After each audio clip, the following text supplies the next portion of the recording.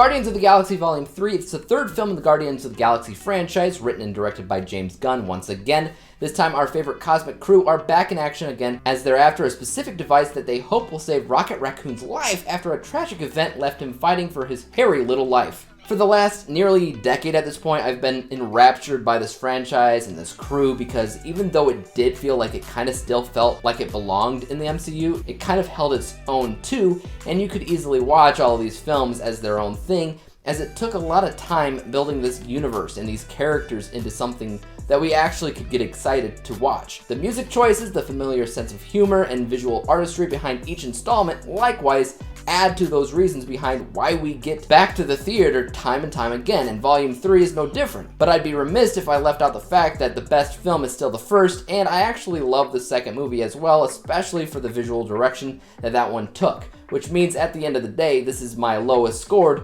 Guardians of the Galaxy film, but that doesn't mean that it's bad. On the contrary, my technical score for Guardians of the Galaxy Part 3 is among the highest of technical scores that I've given any of these films, because it really does check all of those technical boxes that I look for when I score a film.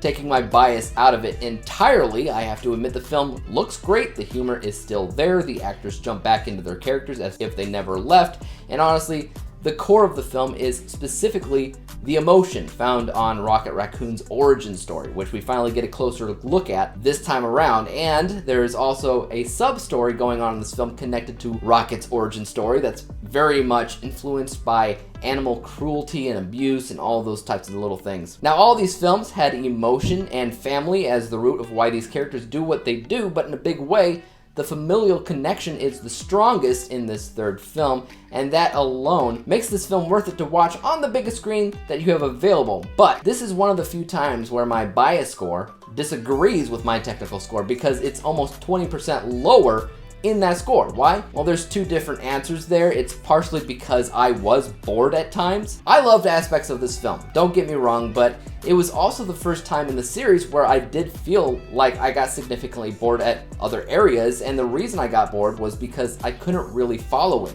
A significant portion of the film has the crew not going after one MacGuffin, but two MacGuffins, and I don't understand the significance of either one. One's the thing that'll save Rocket's life.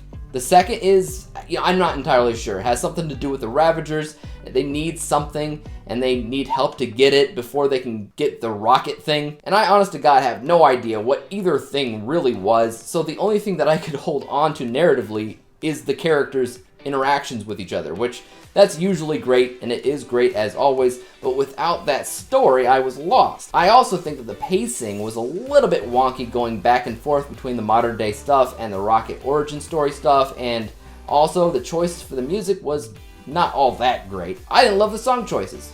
Each movie has gotten a little bit worse with their song choices, in my personal opinion.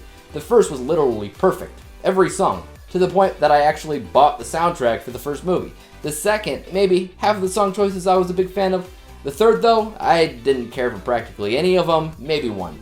I'm not even sure on that. So even though it's a rarity, this is one of those films where my technical score and bias score are pretty different from one another. Like I said, technically it checks off nearly every single box, so my unbiased score is like 90%, but my bias score is in like the 70th percentile, meaning at the end of the day, my final score for Guardians 3 is a B+ letter grade final overall score of 83%, 83 out of 100 possible stars. It's not a bad movie, but I did wish that it was technically better than it was. But what did you guys think about Guardians of the Galaxy Volume 3? Were you a fan of it? And definitely tell me where you rank it in the trilogy. And as for YouTube, you guys know what to do. Hit the like, subscribe button, and bell to be notified when I come out with my next review. And until then, peace out.